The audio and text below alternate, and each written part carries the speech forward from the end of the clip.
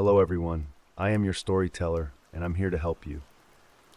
I know that you use this video to fall asleep, so before that, like the video and subscribe to the channel. Also, where are you from and what time are you watching? Now get comfortable and relax. In the summer of 1987, a quiet farming town in Wisconsin became the center of a haunting story that has since been whispered about by locals, though most refuse to speak of it openly. It's the kind of tale that gets passed around campfires or mentioned in hushed tones at the local diner by those who swear it really happened. This is what they call the story of the vanishing house, a story that begins with a young man named Alex Carter. Alex had just turned 22 and was trying to figure out his next steps in life. He'd recently dropped out of college, much to the disappointment of his parents, and had taken a job as a delivery driver for a small hardware store on the outskirts of town. The job wasn't glamorous, but it paid enough to keep gas in his old truck and beer in his fridge. Most of his deliveries took him to farms and homesteads scattered across miles of cornfields and dense woods. It was lonely, repetitive work, but Alex didn't mind. He liked the solitude. One late afternoon in early July, Alex was sent out on what seemed like a normal delivery. The hardware store had received a phone order earlier that day, a request for a bundle of fencing supplies and some heavy-duty tools. The customer gave an address Alex didn't recognize, but that wasn't unusual. Many of the places he delivered to weren't on any map. Most of these rural properties were little more than long dirt driveways leading to aging farmhouses hidden behind groves of trees. What struck Alex as odd, though, was that no name was listed on the order. All the invoice said was, "Payment on delivery." Alex loaded up his truck and set off around 5 p.m. The sun was low in the sky, casting a golden light over the endless fields of corn that stretched in every direction. His route took him farther west than he'd ever been before, past areas he recognized and into unfamiliar territory. The dirt roads became narrower, the trees thicker, and the radio signal on his truck began to fade to static. He tried to shake off the unease creeping into his chest. It was just another delivery. He'd be in and out, back home before dark. About 45 minutes into the drive, Alex realized he had no clue where he was. The directions he'd written down had led him so deep into the countryside that he hadn't seen another house or car for miles. He came to a fork in the road, both paths overgrown with weeds, and hesitated. There was no signpost, no indication of which way to go. He pulled the truck to a stop and checked the directions again, but they didn't match what he saw in front of him. Frustrated, Alex decided to take the left path, hoping it would lead him to the address. The road was bumpy and uneven, and tree branches scraped against the sides of his truck as he drove. He kept glancing at the fuel gauge, which was dangerously close to empty. Just as he was starting to consider turning around, he saw it. A house at the end of the path, partially obscured by trees. It was an old two-story farmhouse with peeling white paint and a sagging front porch. The windows were dark and no lights were visible inside. A faint trail of smoke curled from the chimney, though, which gave Alex some relief. At least someone was home. He parked the truck in the overgrown yard and grabbed the invoice clipboard. As he walked up to the house, he noticed how eerily quiet it was. No birds chirped, no insects buzzed, just the crunch of his boots on the gravel. When he got to the front door, he knocked loudly and waited. No answer. He knocked again, harder this time. Still nothing. Alex called out, "Hello, delivery here. Anyone home?" After a few moments, he heard movement inside, slow, deliberate footsteps like someone shuffling across a wooden floor. The door creaked open just a crack, and an eye peeked out. It was a woman, maybe in her 50s, with pale skin and stringy gray hair. Her face was gaunt, her eyes sunken and shadowed as though she hadn't slept in days. "Who are you?" she asked, her voice hoarse and barely above a whisper. I'm Alex, from the hardware store," he replied, holding up the clipboard. "I've got your delivery. Fencing supplies and tools?" The woman stared at him for an uncomfortably long time before nodding slowly. She opened the door wider, but not enough for him to see inside. "Leave it in the barn," she said, pointing to a weathered structure about 50 yards away, partially hidden by tall grass. Alex hesitated. I need a signature for the delivery." The woman's lips twitched. as if she were trying to smile but had forgotten how. "I'll meet you in the barn," she said, and closed the door without another word. Feeling uneasy, Alex walked back to the truck and began unloading the supplies. The barn looked as decrepit as the house, with broken boards and rusted hinges barely holding the doors together. The closer he got, the stronger the smell became, a rancid metallic odor that made his stomach turn. He assumed it was from an animal carcass or manure, but it was almost too strong for that. He pushed open one of the barn doors and stepped inside. The interior was dark, the only light coming from a few cracks in the walls where the setting sun seeped through. The smell was overwhelming now, and Alex had to cover his nose with his sleeve. He set the supplies down near the entrance, not wanting to venture farther inside. As he turned to leave, he heard something, a faint rustling sound coming from the shadows at the back of the barn. "Hello?"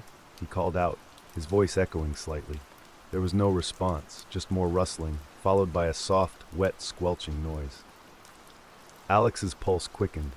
He fumbled for the flashlight he kept on his belt and clicked it on, aiming the beam toward the sound. At first, he saw nothing but piles of hay and old farming equipment. Then the light caught something, a figure crouched in the corner, its back to him. It was a man, or at least it looked like one, wearing tattered clothes and hunched over something on the ground. "Hey!" Alex shouted, more out of fear than anger. The figure froze. Slowly, it turned its head to look at him, and Alex felt his stomach drop.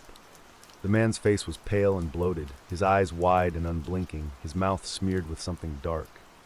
Blood. Alex realized with dawning horror that the man wasn't eating food. He was eating a goat, its body torn open and entrails spilling onto the dirt floor. Alex stumbled backward, his flashlight shaking in his hand. The man, or whatever he was, stared at him for a moment longer before letting out a guttural growl and lunging forward. Alex bolted out of the barn, slamming the door behind him. He sprinted back to his truck, throwing himself into the driver's seat and locking the doors. As he fumbled with the keys, he glanced back toward the house. The woman was standing on the porch now, watching him. She was smiling, her teeth yellow and jagged, her eyes glinting with something that wasn't quite human. The truck roared to life, and Alex floored the gas pedal, tearing down the bumpy path as fast as he could. He didn't stop until he reached the main road, his hands shaking so badly he could barely grip the steering wheel. When he finally got back to the hardware store, he told his boss what had happened. The older man listened quietly, his expression grim. "That address," the boss said finally. "It doesn't exist." Alex stared at him, confused. "What do you mean? I was just there." The boss shook his head. "That house burned down 20 years ago. The family that lived there, they all died. Murder-suicide. The father went crazy, killed the livestock, then his wife and kids, and finally himself. No one's lived there since." Alex didn't sleep that night or the night after. He quit his job a week later and left town shortly after that. To this day, he doesn't know what he saw in that barn, or who, or what, that woman really was. All he knows is that he never should have taken that left path. And if you ever find yourself driving through the back roads of Wisconsin, remember this. Some deliveries are better left undelivered. Even after Alex left the town, the memories haunted him. He thought that putting miles between himself and that cursed place would help him forget, but the images stayed with him. The woman's hollow eyes, the grotesque figure in the barn, and the overwhelming stench of decay. At first, it was just nightmares. He'd wake up drenched in sweat, hearing the guttural growl from the barn, or seeing the woman's twisted smile in the darkness of his room. But then things started happening during the day. It began subtly. At his new apartment in Milwaukee, he'd sometimes catch glimpses of movement out of the corner of his eye, but when he turned, nothing was there. He chalked it up to paranoia or stress, convincing himself it was just his imagination. But soon, it became harder to explain away.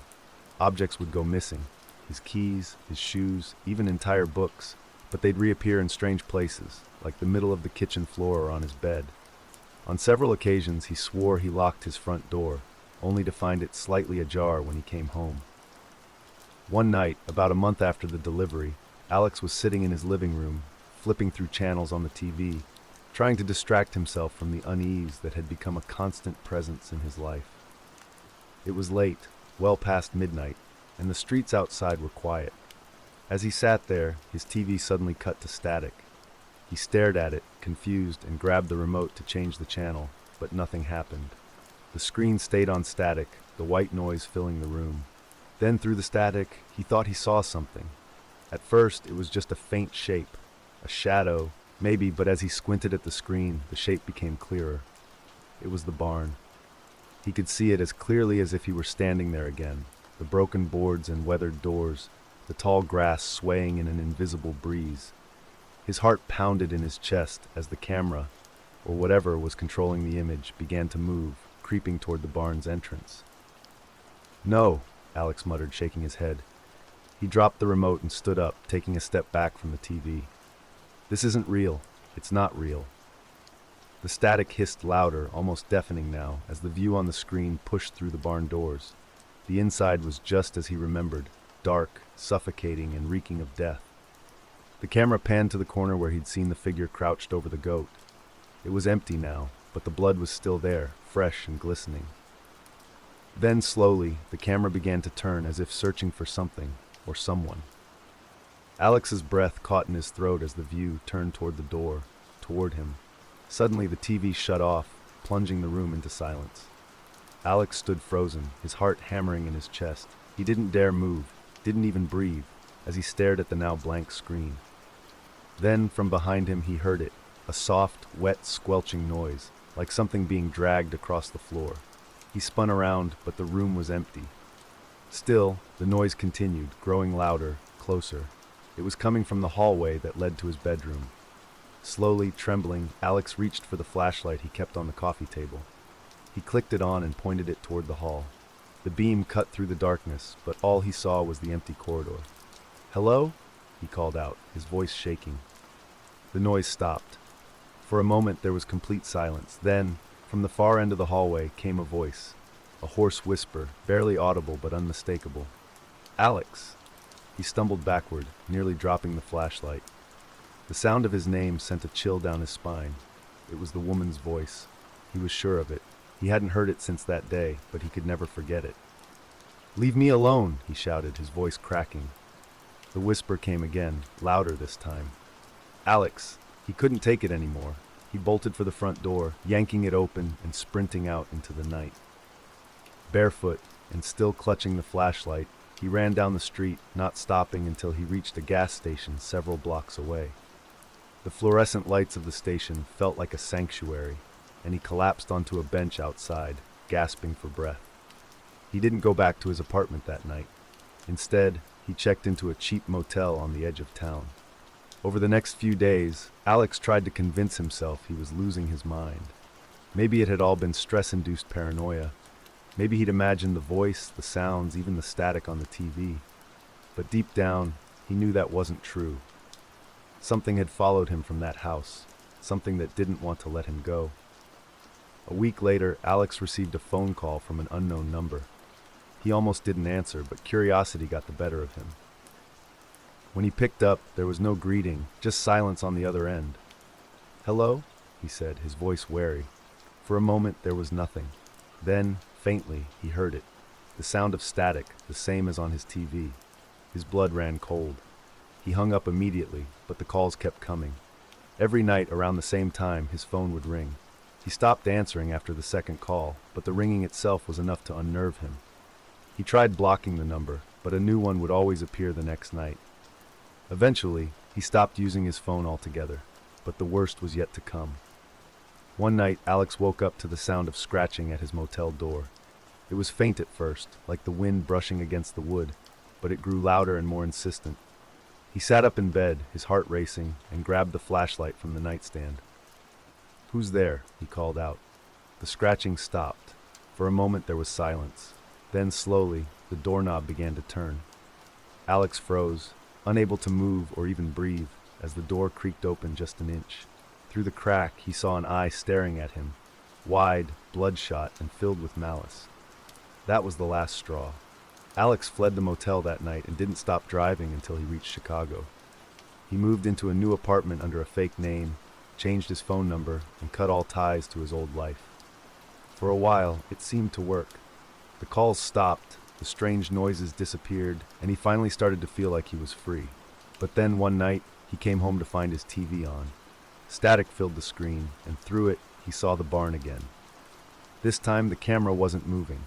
It was fixed on the entrance, as if waiting for something or someone. Alex turned the TV off, but the image stayed burned into his mind. He knew then that he could never escape. Whatever it was, whatever he'd encountered that day on the delivery, it wasn't done with him. And it never would be. To this day, no one knows what really happened to Alex Carter. His apartment was found abandoned a few months later, his belongings left untouched. The only clue was a single message scrawled on the wall in what looked like ash: "You can't run." If you ever find yourself driving through rural Wisconsin, beware of the roads that don't appear on maps. And if you see an old farmhouse at the end of a lonely path, turn around. Some places are better left undisturbed. After Alex's disappearance, the story of what happened to him began to fade into obscurity. People who knew him, old friends, co-workers from the hardware store, even the boss who had told Alex about the house, stopped talking about him altogether. It was as if his existence had been erased from their collective memory. But strange things continued to happen in the area, things that couldn't easily be explained. And for those who dared to dig a little deeper, Alex's story was only the beginning. In the years that followed, rumors about the abandoned farmhouse began to spread throughout the region. Hunters claimed they'd stumbled across it while tracking deer, only to find themselves overcome with an inexplicable sense of dread. Some said they saw figures moving in the windows, even though the house was clearly abandoned and falling apart. Others swore they heard whispers coming from the barn, whispers that seemed to follow them even after they left the property. But no one stayed long enough to investigate.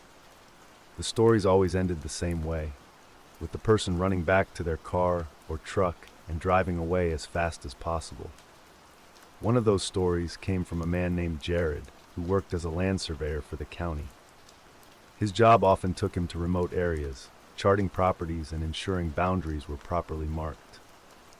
One chilly autumn evening, Jared was sent to survey a plot of land that bordered the area where Alex had made his fateful delivery.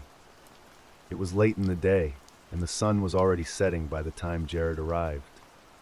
The air was crisp, and the light filtering through the trees cast long, eerie shadows on the ground. Jared parked his truck at the edge of the property and set off with his equipment.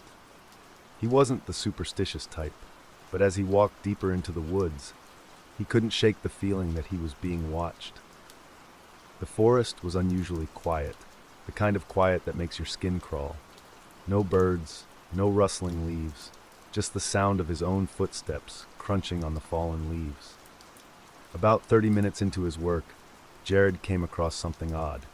His GPS indicated that he was near the edge of the property he was surveying, but in front of him, partially obscured by thick underbrush, was an old dirt path. It wasn't on any of the maps he'd been given, and it didn't look like it had been used in years. Curiosity got the better of him, and he decided to follow it. The path wound through the trees, growing narrower and more overgrown the farther he went. Eventually, it opened up into a clearing, and there it was, the farmhouse. Even in its dilapidated state, Jared could tell it had once been a beautiful home. The white paint had long since peeled away, and the roof sagged under the weight of years of neglect. The barn, leaning precariously to one side, looked like it could collapse at any moment.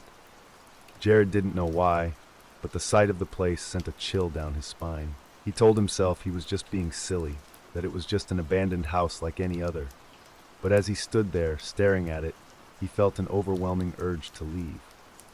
He turned to go, but then he noticed something that made him stop in his tracks. There in the tall grass near the barn was a truck. It was old and rusted, its windows shattered and its tires flat, but it was still recognizable. The hardware store's logo was faintly visible on the side.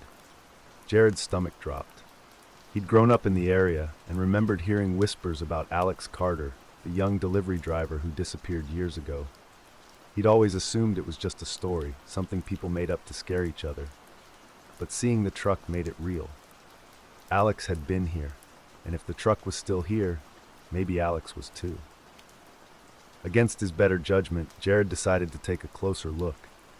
He approached the barn first, carefully picking his way through the tall grass. The smell hit him before he even reached the entrance, a sickly, rotten stench that made his stomach churn. He pulled his shirt up over his nose and shined his flashlight into the barn. At first, he thought it was empty, but then he saw them. Bones. Dozens of them, scattered across the dirt floor. Some were small, the kind that might belong to livestock or wild animals, but others were larger, unmistakably human. Jared's flashlight trembled in his hand as he took a step back, his mind racing. He needed to leave. He needed to call the police. But before he could turn, he heard it. Footsteps, slow, deliberate, and coming from the farmhouse. Jared froze, his heart pounding in his chest. He turned his flashlight toward the house, but the windows were dark, and he couldn't see anything inside.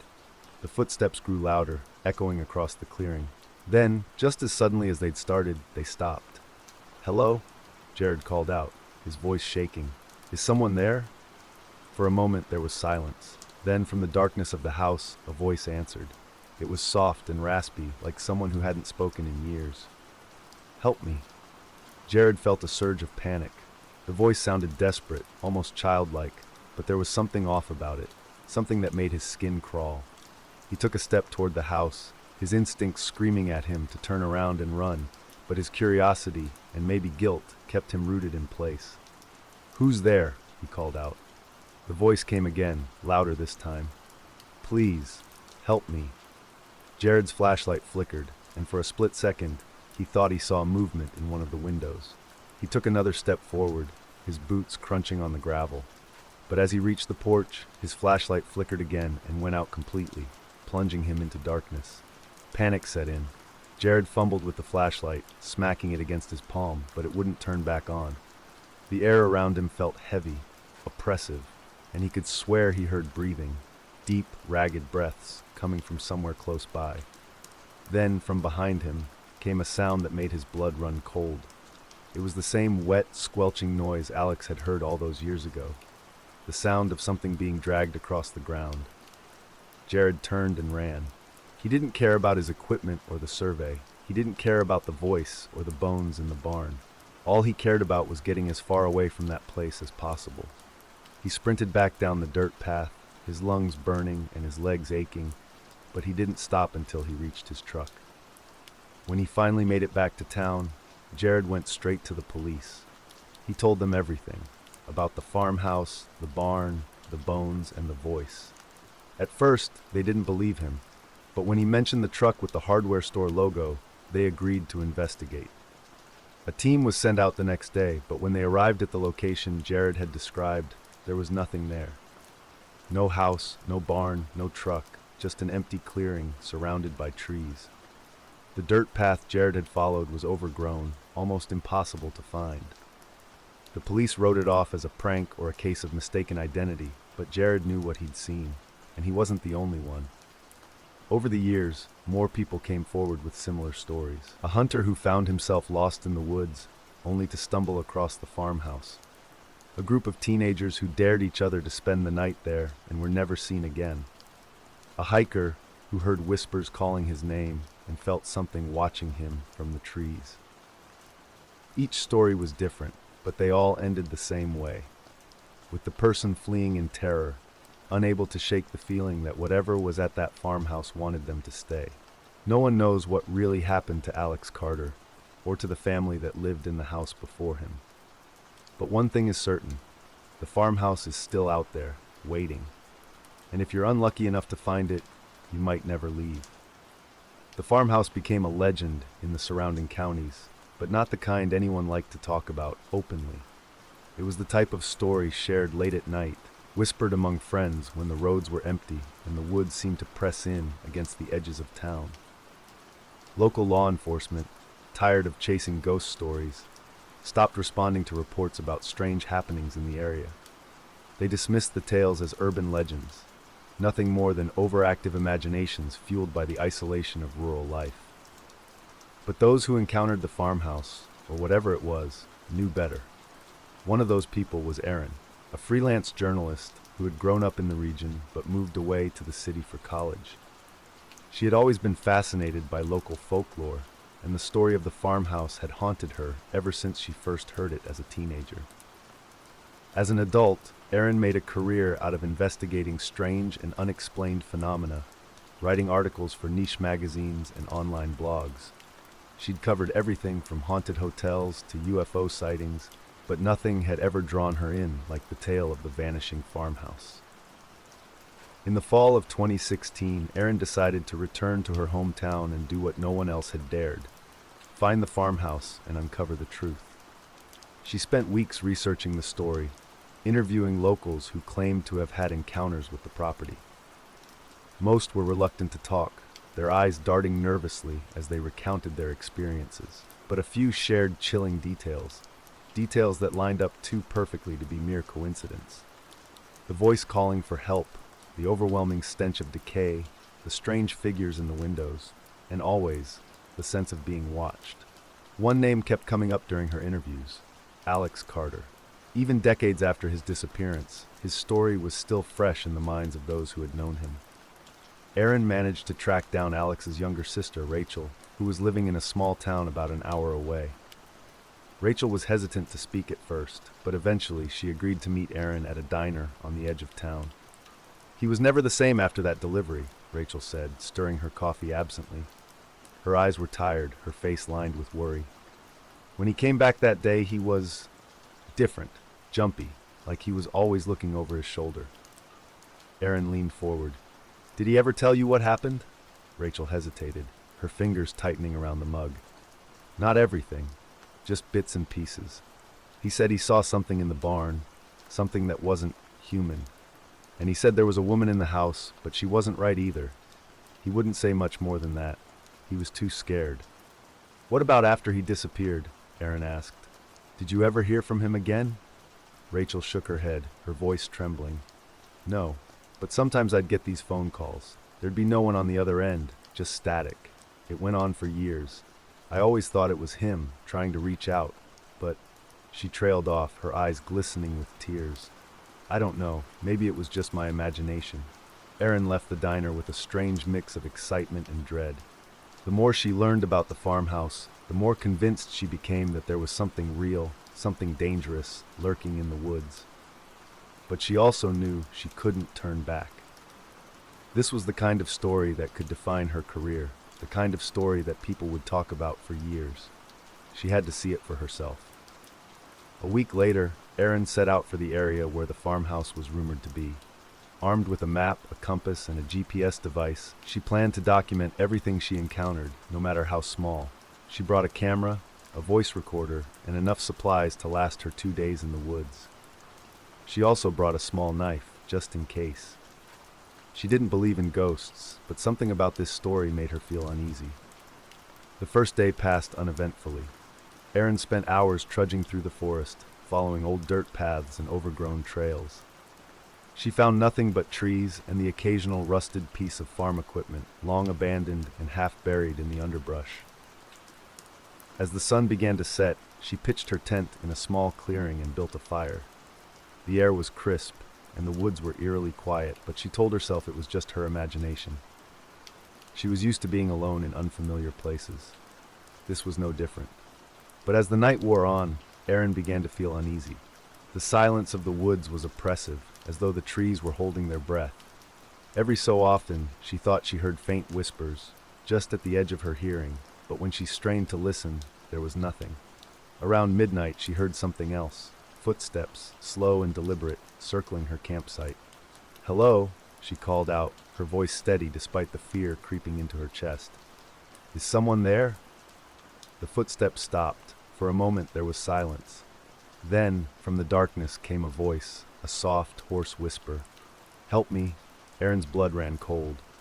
The voice was faint, barely audible, but it sounded human. She grabbed her flashlight and shined it into the trees, but the beam revealed nothing but empty woods. She hesitated, torn between staying in the safety of her tent and investigating the voice. Finally, she decided to follow it.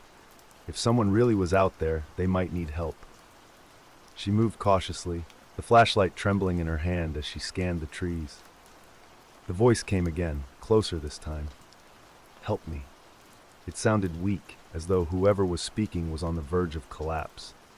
Erin's heart pounded as she followed the sound, her fear warring with her curiosity. After about 10 minutes of walking, she saw it, the farmhouse.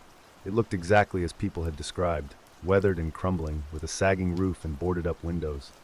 The barn loomed behind it, dark and foreboding. Erin stared at the house, her breath catching in her throat. This was it. She'd found it. But the voice was gone.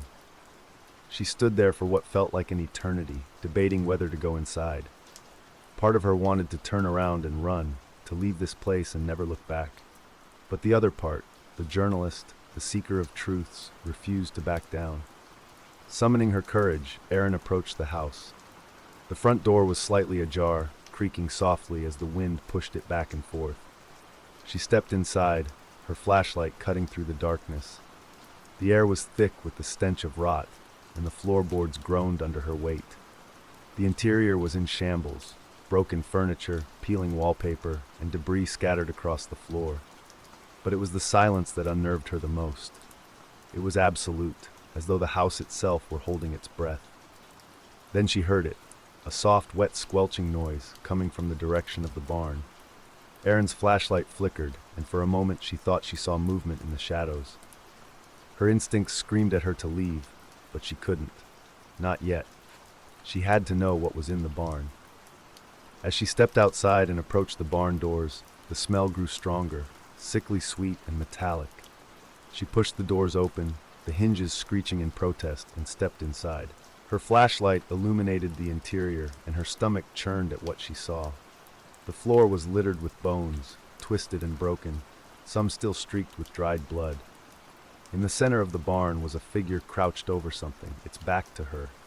It was humanoid but wrong, its limbs too long, its skin pale and stretched tight over its bones. Erin's breath caught as the figure slowly turned its head to look at her. Its eyes were black pits, its mouth filled with jagged teeth. It smiled, a grotesque, unnatural grin that sent a wave of terror through her. And then it spoke, its voice a raspy mockery of a human whisper. "You shouldn't have come." That was the last thing Erin remembered before everything went dark. When she was found weeks later, wandering the woods miles from her campsite, she couldn't speak. Her mind was fractured, her memories fragmented. All she could do was whisper the same phrase over and over, "You can't escape." To this day, no one knows what happened to Erin, or to Alex, or to the others who disappeared near the farmhouse. But the stories continue, and the warnings remain the same. If you ever find yourself in those woods, and you hear someone calling for help, don't answer, don't follow, and whatever you do, don't go looking for the farmhouse, because if you find it, it will never let you go. Erin's rescue should have been the end of the story, but it wasn't. What happened to her only deepened the mystery surrounding the farmhouse. After weeks of searching, the authorities found her wandering along a desolate stretch of forest road, barefoot and covered in scratches. She was emaciated, her clothes torn, and her eyes hollow, like all the light inside her had been drained. When they questioned her, she muttered the same phrase over and over, "You can't escape." Erin was taken to a hospital for treatment, and though her physical wounds healed, her mind remained fractured. She refused to sleep, screaming herself hoarse any time the lights were turned off. Over the following weeks, her condition deteriorated. Doctors tried to sedate her, but even in her drugged state, she whispered about the farmhouse, about the thing in the barn, about the voice calling for help. She refused to talk to her family, refused to eat, and eventually stopped responding altogether. The authorities tried to piece together what had happened to her, but their investigation led nowhere. Her camera, voice recorder, and equipment were never found. The GPS device she carried was recovered near where she had been found, but when they checked its memory, the data was corrupted. Every file was blank except for one, a short audio clip. It was nothing but static, at least that's what they thought at first. But when they listened closely, they could make out a faint voice buried in the noise. "Help me." The recording was dismissed as a technical glitch, but the officers who heard it weren't so sure. One of them, a rookie deputy named Mike Harris, became obsessed with the case. He started digging into Erin's background, reading her articles and retracing her steps. The more he learned, the more convinced he became that there was something real behind the stories. He tried to question Erin, but by then she was catatonic, staring blankly at the wall of her hospital room. Mike's obsession cost him his job. His superiors warned him to leave it alone, but he refused. He started spending his nights poring over old property records and missing persons reports, looking for any connection to the farmhouse. What he found was disturbing. Over the past 50 years, dozens of people had vanished in the area. Hunters, hikers, farmers, and travelers passing through. Most were written off as accidents or animal attacks, but the pattern was undeniable. They all disappeared within a few miles of the same stretch of woods. Mike became convinced that the farmhouse wasn't just a local legend. It was something darker, something that drew people in and refused to let them leave. He decided to investigate on his own, ignoring the warnings from his former colleagues. Armed with a map, a flashlight, and a revolver, he set out to find the farmhouse. For days, Mike wandered the woods, following old trails and overgrown paths. He found nothing at first, just endless trees and the occasional rusted piece of machinery. But on the third day, he stumbled across a clearing, and there it was. The farmhouse looked exactly as Aaron had described it, its paint peeling and its windows dark. The barn loomed in the background, its doors hanging open like the mouth of some great beast. Mike approached cautiously, his hand resting on the grip of his revolver. The air was heavy, the silence oppressive. He stepped onto the porch, his boots creaking on the rotted wood, and pushed the door open. Inside, the house was a ruin. The floorboards were warped and splintered, the walls covered in mold and graffiti. But there was something else, something that made the hairs on the back of his neck stand on end. The smell. It was faint but unmistakable, a sickly sweet odor of decay that seemed to seep from the walls. Mike drew his flashlight and swept the beam across the room. The furniture was broken and scattered, but in the center of the room was a single chair, upright and intact. On the chair sat a bundle of old clothes, neatly folded. Resting on top of the clothes was a pair of work boots, caked with dried mud. Mike's stomach turned. He recognized those boots. They matched the description of what Alex Carter had been wearing the day he disappeared. He took a step back, his hand tightening on the revolver. Something about the house felt wrong, as if it were watching him. He turned to leave, but as he stepped outside, he heard it, a soft, wet, squelching noise coming from the barn. Mike froze. The sound was faint, but it was enough to send a chill down his spine. Against his better judgment, he walked toward the barn, his flashlight cutting through the gloom. The smell grew stronger as he approached, and he could hear faint whispers too low to make out the words. When he reached the doors, he hesitated. Every instinct told him to turn around, to leave, and never look back. But he couldn't. He had to know. Slowly he pushed the doors open and stepped inside. The barn was dark, the air thick with the stench of rot. As his flashlight swept across the room, he saw them, bones, scattered across the floor in haphazard piles. Some were animal, but others were unmistakably human. He felt his stomach churn as he spotted skulls among the debris, their empty sockets staring up at him. And then he saw it. In the corner of the barn, crouched over something on the ground, was a figure. At first, Mike thought it was a person, but as his flashlight illuminated it, he realized it was something else. Its limbs were too long, its body emaciated and twisted. Its skin was pale and translucent, stretched tight over its bones like wax paper. Slowly, it turned to look at him, its black, empty eyes locking onto his. For a moment, neither of them moved. Then the creature smiled, its lips peeling back to reveal jagged, yellowed teeth. It let out a low, guttural growl, and Mike felt his legs give out beneath him. He scrambled backward, his flashlight shaking in his hand as the thing began to crawl toward him. He raised his revolver and fired. The gunshot echoed through the barn, deafening in the confined space. The creature recoiled, but it didn't stop.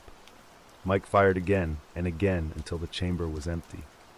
The thing paused, tilting its head as if confused, then let out a sound that was somewhere between a laugh and a scream. Mike didn't wait to see what it would do next. He turned and ran, not stopping until he reached his truck. He drove back to town, shaking so badly he could barely keep his hands on the wheel. When he tried to tell people what he'd seen, no one believed him. They thought he was drunk, or crazy, or both. A week later, Mike disappeared. His truck was found abandoned on the side of a dirt road near the woods.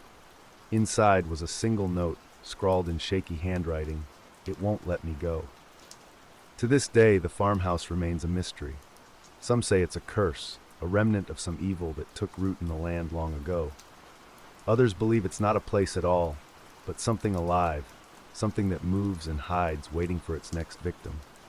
And if you ever find yourself wandering the back roads of rural Wisconsin, remember this. If you see a house at the end of a lonely path, no matter how desperate you are, don't go inside. Because if you do, you might never leave. It was the summer of 1998 when Sarah and her younger brother Michael moved into their grandmother's old farmhouse.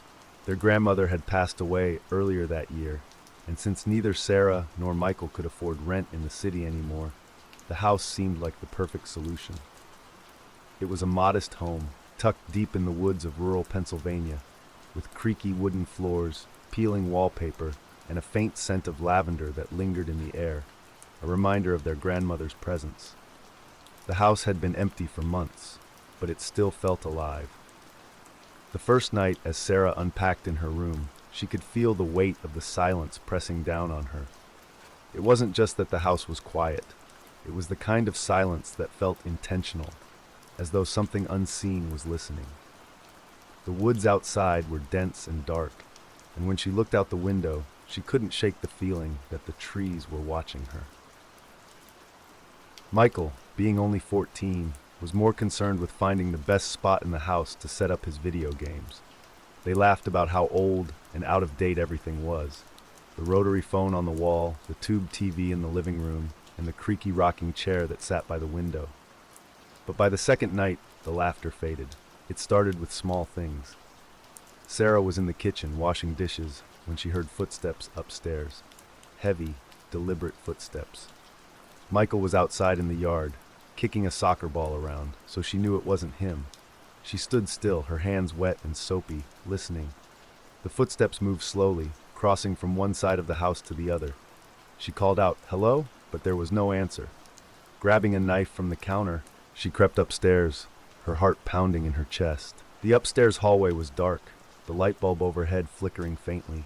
She checked each room, her bedroom, Michael's room, the small office that hadn't been touched in years, but they were all empty. Yet as she stood there, she could still feel it. The sensation that someone, or something, was there with her, just out of reach.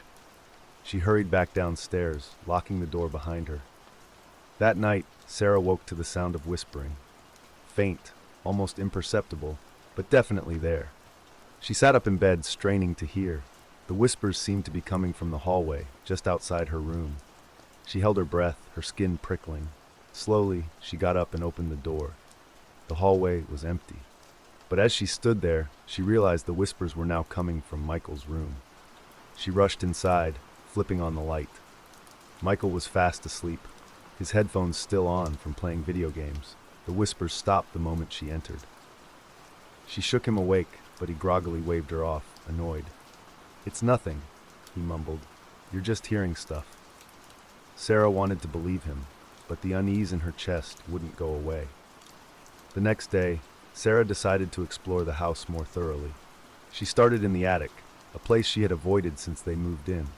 The air was thick with dust, and the single light bulb barely illuminated the room. Boxes and old furniture were stacked haphazardly, and a strong smell of mildew hung in the air. As she sifted through a box of old photographs, she found something odd, an old journal, bound in cracked leather. It had belonged to her grandmother. The entries were strange, rambling thoughts about the house and the woods surrounding it. Her grandmother wrote about hearing voices at night, about doors opening and closing on their own, and about seeing shadows move in the corners of her eyes. One entry, dated just a month before her death, stood out. "They're getting closer. The whispers are louder now. I see them in the trees, watching me. I don't think I have much time left." Sarah's stomach turned. She closed the journal and shoved it back into the box. She told herself it was just the ramblings of an old woman, nothing more. But deep down, she wasn't so sure. That night, the whispers came back, louder this time. Sarah locked her bedroom door and sat on the bed, clutching her phone, ready to call for help. But when she tried to dial, there was no signal. The whispers grew louder, more insistent, until they seemed to be coming from inside her room. She screamed. Michael ran in, panicked, but the moment he opened the door, the whispers stopped. "Sarah, what is going on?" he asked, his voice trembling. She didn't know how to answer him. All she knew was that they weren't alone in the house. The following day, Sarah decided they needed to leave. She told Michael to pack a bag, but he resisted. "This is our home now," he argued. "We can't just leave." Frustrated, Sarah decided to spend the afternoon outside, hoping the fresh air would clear her mind. But as she wandered through the woods, she noticed something strange. The trees were scarred, their bark carved with odd symbols she didn't recognize. It was as if someone, or something, had been marking them. She followed the trail of symbols deeper into the woods. The further she went, the quieter it became. No birds, no rustling leaves, just an oppressive, unnatural silence. And then she saw it, a clearing with a crude wooden structure in the center. It looked like some kind of altar, surrounded by more of the strange symbols carved into the ground. Sarah's stomach churned. She turned to leave but froze when she heard a twig snap behind her. She spun around, but no one was there. The forest seemed to close in around her, the trees pressing closer. Panicked, she ran back to the house, her heart racing. When she burst through the door, Michael was waiting for her, his face pale. "Something's in the house," he whispered. That night, everything escalated. The whispers were deafening, filling every corner of the house. Doors slammed shut on their own, and the lights flickered wildly. Michael screamed as something unseen yanked him out of bed, dragging him across the floor. Sarah grabbed him, pulling him back, but she could feel it too. A cold, invisible force that seemed to wrap around her arms. They fled the house, running into the woods. But the woods weren't safe either. Shadows moved between the trees, and the symbols on the bark seemed to glow faintly in the dark. No matter how far they ran, they couldn't escape the feeling of being watched. Finally, they reached the edge of the woods and collapsed on the side of the road. A passing driver found them and called the police. When the authorities investigated the house, they found nothing unusual. No signs of forced entry, no evidence of anyone else being there. But Sarah and Michael refused to go back. They moved in with a relative in the city, leaving the farmhouse to rot. Years later, Sarah learned that the land the house was built on had a dark history. In the late 1800s, it had been the site of a series of unexplained disappearances. Locals spoke of a cult that once operated in the area, performing rituals in the woods to summon something. Most people dismissed it as folklore, but Sarah knew better. She still hears the whispers sometimes, late at night, just as she's drifting off to sleep. And every now and then, she dreams of the house, standing in the woods, waiting for her to come back. The nightmares didn't stop. Sarah would wake up in a cold sweat, her heart pounding as though she'd actually been back in that house. In her dreams, she would find herself standing in the upstairs hallway, bathed in moonlight, staring at the cracked door of her grandmother's old bedroom. It always felt like something was behind that door, waiting for her to open it. But no matter how hard she tried to run, her feet wouldn't move, and the door would creak open on its own. Inside, there was never anyone there, just that horrible, suffocating silence. Michael didn't talk about what had happened, not at first. He buried himself in school and tried to pretend that everything was fine, but Sarah noticed the changes in him. He started sleeping with the lights on, refusing to go anywhere alone, even during the day.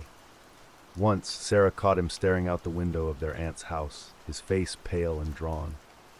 When she asked him what was wrong, he just shook his head. "Nothing," he muttered, but his voice trembled. A few weeks after they left the farmhouse, Sarah decided to do some research. She spent hours at the library, poring over old newspapers and local history books, trying to piece together the truth about the land. What she found was worse than she could have imagined. The property had originally belonged to a man named Elias Crow, a reclusive farmer who lived there in the late 1800s. According to the records, people in the area believed Elias was involved in dark practices, rituals, sacrifices, and other unspeakable acts. Over a span of 10 years, several people went missing near his farm, including children. Elias claimed he had nothing to do with it, but when a mob of townspeople searched his property, they found a hidden cellar beneath his barn.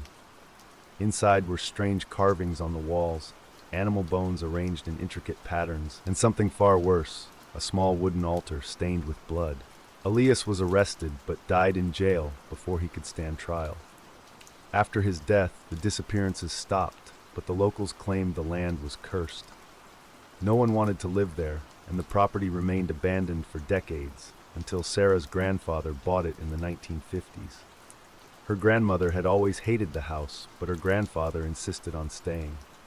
He died young, leaving her grandmother to live there alone for decades. Sarah couldn't shake the feeling that whatever had haunted Elias Crow was still there, waiting in the shadows. One night, as Sarah was lying in bed, she got a call from Michael. It was nearly 2 a.m., and she groggily answered the phone, assuming he needed help with something. But when she picked up, all she heard was static. "Michael?" she said, sitting up. There was no response, just a faint, crackling sound like a bad connection. Then, through the static, she heard it, a faint whisper, distorted but unmistakable. "Come back." Her stomach dropped. "Michael, this isn't funny," she snapped, her voice shaking. But the static cut off and the line went dead. She immediately called him back, but his phone went straight to voicemail. Sarah didn't sleep that night, her mind racing. The next morning, Michael acted like nothing had happened. When she pressed him about it, he swore he hadn't called her. "Why would I call you in the middle of the night?" he asked, frowning. "Are you sure it wasn't just a dream?" But Sarah knew it wasn't a dream. The voice on the phone had been real, and worse, it sounded familiar, like her grandmother's voice, faint and distant, but unmistakable. Over the next few weeks, things only got stranger. Michael began sleepwalking, something he'd never done before.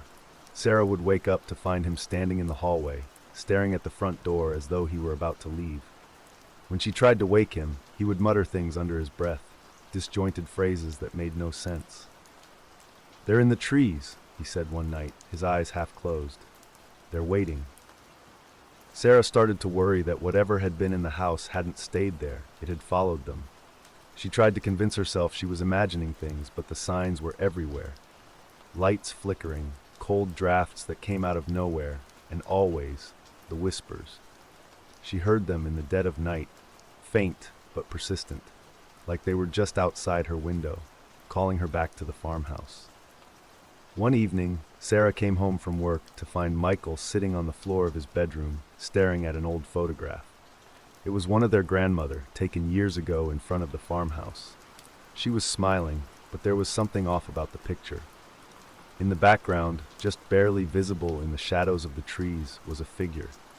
It was blurry and indistinct, but the longer Sarah looked at it, the more unsettled she felt. "Where did you get that?" she asked, her voice trembling. Michael didn't answer at first. He just kept staring at the photo, his face pale. Finally he spoke. "I found it in my backpack," he said. "I don't know how it got there." Sarah's blood ran cold.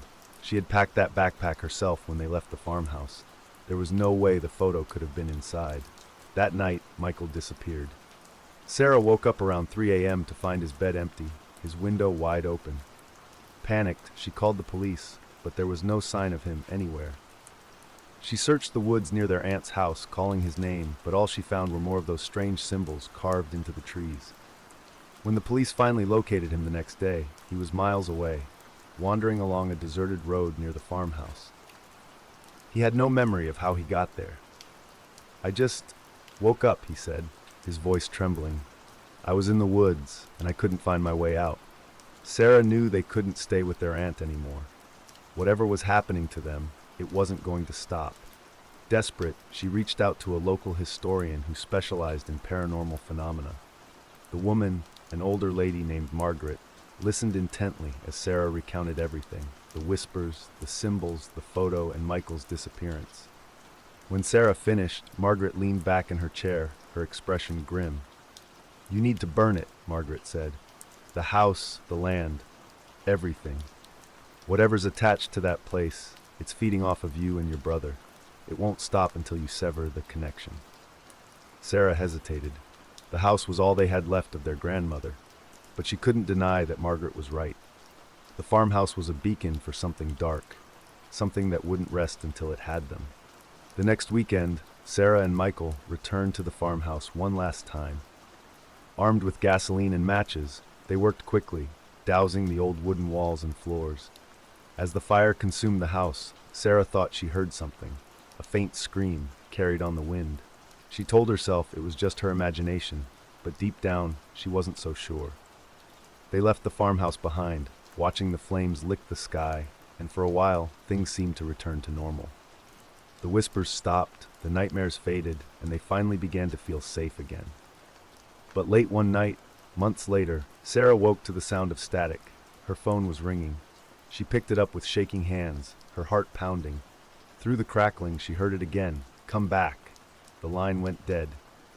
And this time, Sarah knew they would never escape. Sarah sat in her bed, staring at the phone in her trembling hands. The call had ended, but the dread lingered, thick and suffocating. She tried to convince herself it wasn't real, that her mind was playing tricks on her, but deep down, she knew better. The voice hadn't been a mistake. It hadn't been a dream. Something had survived the fire. Something had followed them. The next morning, Sarah didn't tell Michael about the call. He had finally started sleeping through the night again, and she didn't want to drag him back into the nightmare. But her silence did little to protect him. A few days later, she found him in the backyard, standing perfectly still, staring at the line of trees at the edge of their aunt's property. His face was blank, his lips slightly parted, as though he were in a trance. "Michael?" Sarah called, her voice cracking. He didn't respond. She walked closer, her heart thundering in her chest. Then she saw what he was holding. It was the photograph, the same one he had found in his backpack, the one with their grandmother and the shadowy figure in the background. She had burned it along with the house. She knew she had, but here it was, as pristine as the day it was taken. "Michael!" she shouted, grabbing his arm and shaking him. He blinked, the trance breaking, and looked at her with wide, frightened eyes. I didn't mean to go out here," he stammered. I heard her voice." Sarah felt her stomach twist. "Whose voice?" "Grandma's," he whispered. "She was calling me from the woods." That night, Sarah locked all the doors and windows. She kept Michael close, refusing to let him out of her sight. But the feeling of unease continued to grow, like a storm cloud looming over them. The whispers returned, faint at first, then louder as the hours passed. This time, they weren't just coming from outside, they were in the house. The whispers seemed to move through the walls, circling Sarah and Michael as they huddled together in the living room. At first, the words were indistinct, but soon they became clearer. "Come back! You can't escape!" Then, the lights began to flicker. The air grew cold, and the shadows in the corners of the room seemed to shift and stretch, twisting into shapes that didn't belong.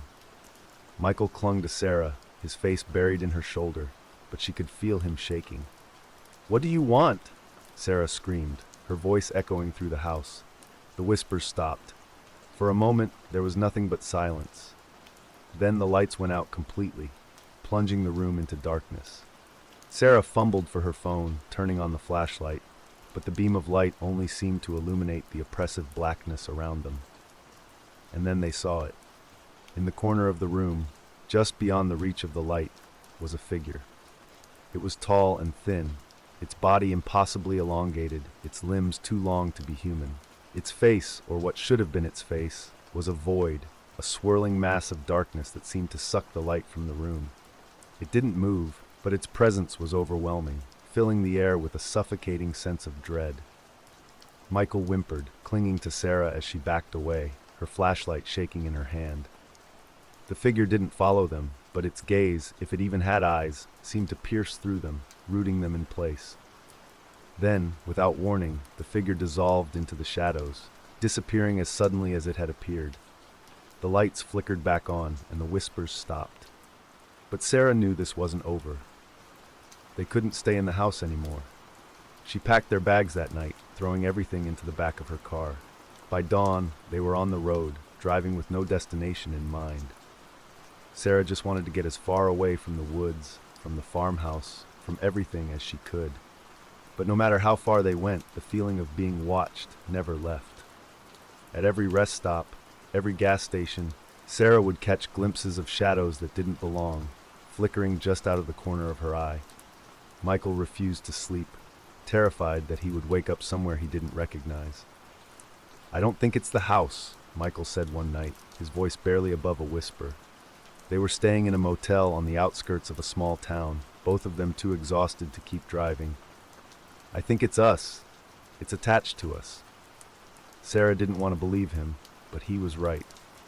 Whatever they had burned, whatever they had tried to escape, hadn't stayed behind. It had latched onto them, and it wasn't letting go. Desperate for answers, Sarah reached out to Margaret again. The old historian listened carefully as Sarah explained everything that had happened since the fire.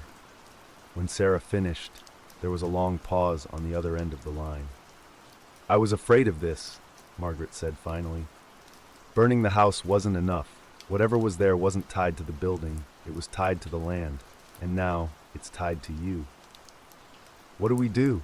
Sarah asked, her voice breaking. "How do we stop it?" Margaret hesitated. "There might be a way," she said slowly, "but it's dangerous." Sarah didn't care. She was willing to do anything to keep her brother safe. Margaret explained that they would need to return to the land, to the site of the farmhouse. There, they would need to perform a ritual to sever the connection. But it wouldn't be easy. The entity, whatever it was, would try to stop them. That night, Sarah and Michael drove back to the woods. The closer they got, the heavier the air seemed to grow, as though the land itself was resisting them. By the time they reached the clearing where the farmhouse had stood, the sun had set and the forest was shrouded in darkness. Margaret had given them instructions. Draw a circle of salt around the site, light candles at each cardinal point, and recite an incantation she had written down. The ritual was meant to banish the entity, to sever its hold on them once and for all. But as Sarah began to draw the circle, the whispers started again. Louder this time, more insistent. The shadows in the trees seemed to move, closing in around them. Michael stood in the center of the circle, holding the candles, his face pale with fear. "Hurry," he urged, his voice trembling. Sarah lit the candles and began to recite the incantation. The whispers grew louder, overlapping until they became a deafening roar. The ground beneath them seemed to tremble, and the air grew icy cold. Then, the figure appeared again. It materialized just outside the circle, its void-like face staring at them. Sarah's voice faltered, but Michael grabbed her arm. "Don't stop!" he yelled. The entity lunged at the circle and up, but the salt held it back. It howled, a sound that was neither human nor animal, shaking the trees and rattling the ground. Sarah forced herself to keep going, her voice rising above the chaos. Finally, as she spoke the last words of the incantation, there was a blinding flash of light. The entity let out one final, ear-piercing shriek before it dissolved, fading into the darkness. The forest fell silent. It was over. Or so they thought. As Sarah and Michael drove away from the clearing, exhausted but relieved, Sarah glanced in the rearview mirror. For a moment, she thought she saw something in the distance, a tall, thin figure standing at the edge of the road, watching them. But when she blinked, it was gone, and deep in the woods, the whispers began again. Weeks passed, but the events of that night stayed with Sarah and Michael, like a shadow they couldn't escape. For a brief time, they allowed themselves to believe they were finally free. The whispers had stopped, the nightmares had faded, and the suffocating sense of being watched seemed to dissipate. Michael even started sleeping through the night again, and Sarah tried to return to some semblance of normalcy. They rented a small apartment in the city, far from the woods, far from the land that had taken so much from them. But normalcy was an illusion. It started with little things. Sarah would wake up in the middle of the night, certain she had heard footsteps in the hallway outside her bedroom. She would rush to check on Michael, but he would always be sound asleep. Sometimes she would find objects moved to places she hadn't left them. Her car keys on the kitchen counter instead of the hook by the door. Picture frames on the wall slightly tilted when she was sure they had been straight. She tried to dismiss it as her imagination, the lingering effects of stress and trauma. But deep down, she knew better. One evening, Sarah was alone in the apartment. Michael had gone to a friend's house, and she was enjoying the rare quiet, trying to lose herself in a book. But as the sun dipped below the horizon and the shadows in the room stretched long, she began to feel it again, that oppressive stillness, the sense that she wasn't alone. The room grew colder, and the faint scent of lavender filled the air. Sarah froze, her books slipping from her hands. Lavender, the same scent that had always lingered in her grandmother's farmhouse.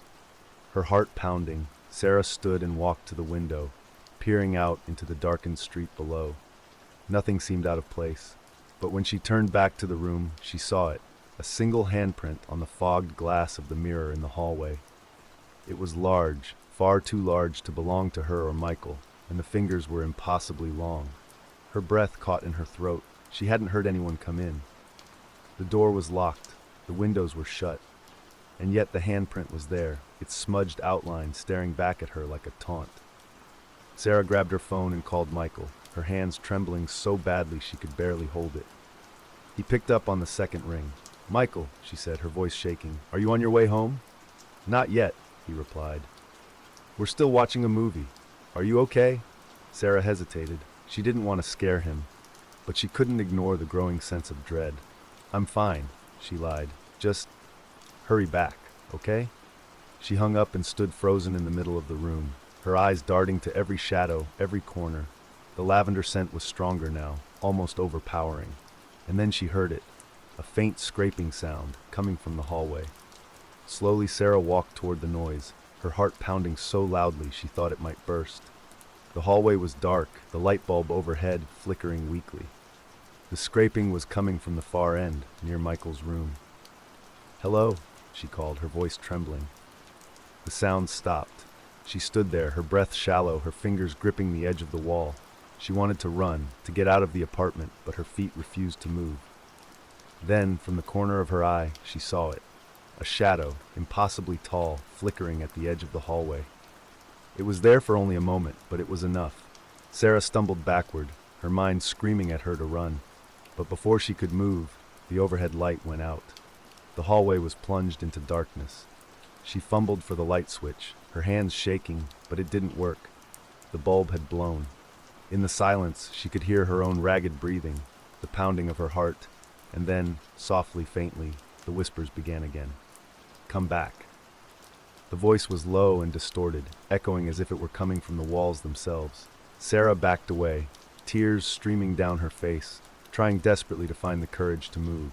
As her foot hit the edge of the coffee table, she stumbled and fell to the floor, the breath knocked out of her. She scrambled to her feet, grabbing her phone and turning on the flashlight. The beam of light cut through the darkness, illuminating the empty hallway. The whispers stopped. For a moment, there was only silence. And then, slowly, the lavender scent began to fade, replaced by something far worse, a smell of decay, of rotting wood and damp earth. Sarah's phone buzzed in her hand, startling her. She glanced down and saw Michael's name on the screen. Relief flooded through her, and she quickly answered. "Michael, where are you?" she asked, her voice trembling. But there was no response, just static. And then faintly, she heard it again, the same distorted whisper. "Come back!" Sarah screamed and dropped the phone, her flashlight beam swinging wildly across the room. The whispering grew louder, overlapping voices filling the air, coming from everywhere and nowhere all at once. The shadows in the corners of the room began to shift, stretching and twisting into shapes that made no sense, shapes that defied logic. And then she saw it again. The figure. It was standing at the end of the hallway, its elongated limbs barely fitting in the narrow space. Its face, or the void where its face should have been, seemed to stare directly at her, pulling her in, freezing her in place. "Come back," it whispered, its voice echoing inside her skull. Sarah's vision blurred, her knees buckling beneath her. She couldn't move, couldn't breathe. The figure began to move toward her, its limbs bending and cracking unnaturally as it stepped closer and closer. Just as it reached her, everything went black. Sarah woke to the sound of Michael's voice, shaking her awake. She was lying on the floor of the apartment, the morning sunlight streaming through the windows. Everything looked normal, no shadows, no handprints, no sign of the figure, but the smell of lavender still lingered faintly in the air. "Sarah, what happened?" Michael asked, his face pale with worry. She couldn't answer him. How could she explain what she had seen, what she had felt? She didn't even know if it had been real, but deep down she knew the truth. The fire hadn't stopped it. The ritual hadn't stopped it. The thing that haunted them wasn't tied to the house. It wasn't tied to the land. It was tied to them, and it wasn't going to stop. Not ever. That night, as Sarah lay in bed staring at the ceiling, she heard it again. Faint, distorted, and unrelenting. Come back. She closed her eyes, tears streaming down her face, and whispered, "I'm sorry." But the whispers only grew louder, and somewhere, in the shadows, the figure waited. Sarah began to lose track of time. Days melted into nights, her waking hours blurred with restless, broken sleep. Every time she closed her eyes, she could feel it, watching her. The whispers were constant now, no longer confined to the dead of night. She could hear them even during the day, faint and indistinct, like voices carried on the wind. They whispered in her ear when she was alone, when the apartment was silent, when Michael wasn't around to distract her. Michael was struggling too, though he tried to hide it. He didn't talk about the farmhouse or the night they had burned it, but Sarah could see the toll it was taking on him. He had dark circles under his eyes and flinched at every sound. Sometimes she'd catch him staring off into space, his face blank and empty, as if he were somewhere far away. When she asked him what was wrong, he only shook his head and muttered, "It's nothing." But it wasn't nothing. It was never nothing. One night, Sarah woke to the sound of a door creaking open. At first, she thought it was part of a dream, but as she sat up in bed, she realized it was real. The apartment was dark, the only light coming from the faint glow of the street lamp outside her window. She listened, her heart pounding in her chest. The sound came again, soft and deliberate, a door opening, then closing. "Michael?" she called out, her voice trembling. There was no response. Slowly, Sarah climbed out of bed and grabbed her phone, using the flashlight to guide her through the apartment. Michael's bedroom door was ajar, and when she peeked inside, she found his bed empty. The sheets were rumpled, as though he had left in a hurry. "Michael?" she called again, louder this time. Then she heard it, a faint sound coming from the kitchen. It was a soft, rhythmic scraping, like something being dragged across the floor. She hesitated, every instinct screaming at her to turn around, to lock herself in her room and wait for morning. But she couldn't leave Michael. Her phone's flashlight flickered as she stepped into the hallway, her breath shallow and uneven. The scraping sound grew louder as she approached the kitchen, and when she turned the corner, she froze. Michael was sitting on the floor, his back to her. He was hunched over, his shoulders rising and falling with each labored breath. In his hands, he held one of the kitchen knives, the blade dragging across the wooden floor as he rocked back and forth. "Michael," Sarah whispered, her voice barely audible. He didn't respond. Slowly, she stepped closer, her hands trembling. "Michael, what are you doing?" He stopped rocking. For a moment, the room was silent, save for the soft hum of the refrigerator. Then, in a voice that wasn't his, Michael said, "She's here." Sarah's blood ran cold. "Who's here?" she asked, her voice shaking. Michael turned to face her, and Sarah's breath caught in her throat. His eyes were wide and vacant, his pupils blown out, as though he were in a trance. His face was pale, almost gray, and his lips curled into a smile that didn't belong to him. "She's waiting for you," he said, his voice low and distorted, like two voices speaking at once. Sarah stumbled backward, her heart pounding in her chest. "Michael, stop it! You're scaring me!" But Michael didn't move. He just stared at her, unblinking, the knife still clutched in his hand. Then, without warning, he stood up and began to walk toward her. His movements were slow and unnatural, his limbs jerking as though he were a puppet being controlled by invisible strings. "Michael, please," Sarah begged, tears streaming down her face. "This isn't you." But he didn't stop. He raised the knife, his vacant eyes locked on hers, and Sarah had no choice but to run. She sprinted down the hallway, slamming her bedroom door shut behind her. She fumbled with the lock, her hands shaking so badly she could barely turn it. The whispers returned, louder now, filling the room. "Come back! Come back!" Sarah backed away from the door, her phone's flashlight flickering in her hand. She could hear Michael on the other side, scratching at the wood with the knife, his distorted voice muttering something she couldn't understand. Then, just as suddenly as it had started, the scratching stopped, the whispers faded, and the apartment fell silent. Sarah stood frozen, her back pressed against the wall, her breath coming in short, shallow gasps.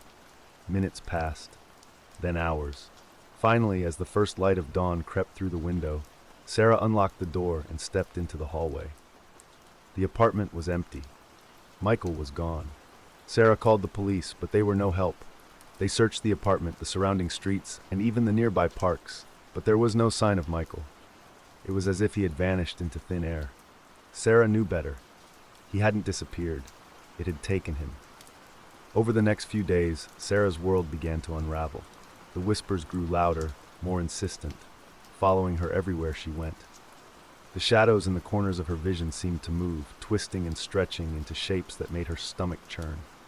She hardly slept, terrified of what she might see, or what might see her if she closed her eyes. And then the dreams began. Every night, Sarah found herself back at the farmhouse, standing in the upstairs hallway. The door to her grandmother's old bedroom was always cracked open, just enough for her to see the darkness inside. She knew she shouldn't go in, knew that whatever waited for her in that room wasn't human. But she couldn't stop herself. Her feet moved on their own, carrying her toward the door, her heart pounding in her chest. The moment she stepped inside, the whispers would start again. Louder this time, deafening, like 1,000 voices screaming in unison. And then she would see it, the figure standing in the corner, its void-like face staring at her. "Come back," it would say, its voice echoing in her skull. Sarah would wake up screaming, drenched in sweat, her hands clutching at her sheets. But the dreams weren't the worst part. The worst part was the feeling she had when she woke up, the feeling that she hadn't been dreaming at all. One night, Sarah couldn't take it anymore. She drove back to the woods, to the clearing where the farmhouse had once stood. The ashes were long gone, but the land still felt wrong, as though it were alive and waiting for her. She stood in the center of the clearing, clutching the journal she had taken from the attic all those months ago. "I'm here!" she screamed, her voice cracking. "You wanted me to come back, so I'm here. What do you want from me?" For a moment, there was only silence. Then the wind picked up, rustling the trees around her. The whispers began again, louder than ever, and Sarah felt the ground tremble beneath her feet. The figure appeared at the edge of the clearing, its impossibly long limbs silhouetted against the moonlight. It stepped forward, its movements slow and deliberate, and Sarah felt her legs give out beneath her. She fell to her knees, clutching the journal to her chest as the figure loomed over her. "Come back," it said, its voice echoing in her mind. "No," Sarah whispered, tears streaming down her face. "You can't have me." The figure reached out, its long, shadowy fingers curling around her arm. The touch was ice cold, burning her skin like frostbite. Sarah screamed, the journal slipping from her hands as the world around her dissolved into darkness. And then, just as suddenly as it had started, it was over. Sarah woke up in her apartment, lying on the floor of her bedroom. The whispers were gone, the shadows were still. For the first time in months, the air felt normal, but Michael was still missing. And deep down, Sarah knew the truth. It wasn't over. Not yet. Somewhere, in the darkness, it was still waiting, and it always would be. There's a town in Pennsylvania that not many people have heard of.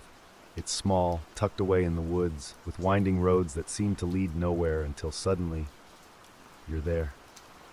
It's the kind of place where people come together for church potlucks on Sundays, where everyone knows everyone else's business, and where the air is thick with the scent of pine. But beneath its picturesque surface, there's a history that people don't talk about. Not openly, anyway. And it's a history I wish I had never stumbled into. It started when I moved there for a job. I was fresh out of college and had taken a position as a teacher in one of the town's only schools.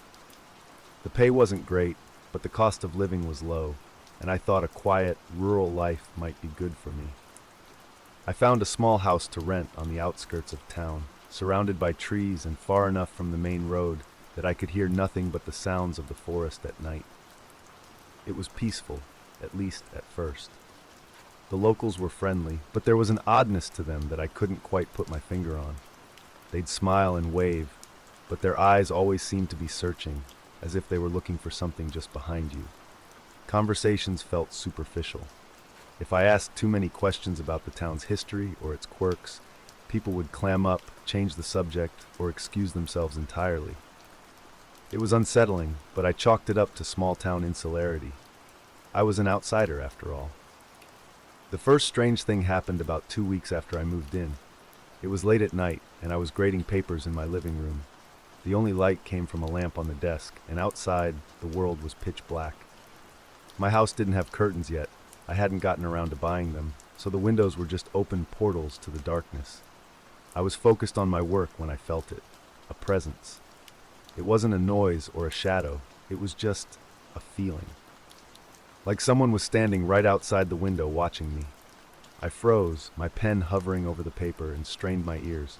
The forest was quiet, too quiet. No crickets, no rustling leaves, nothing.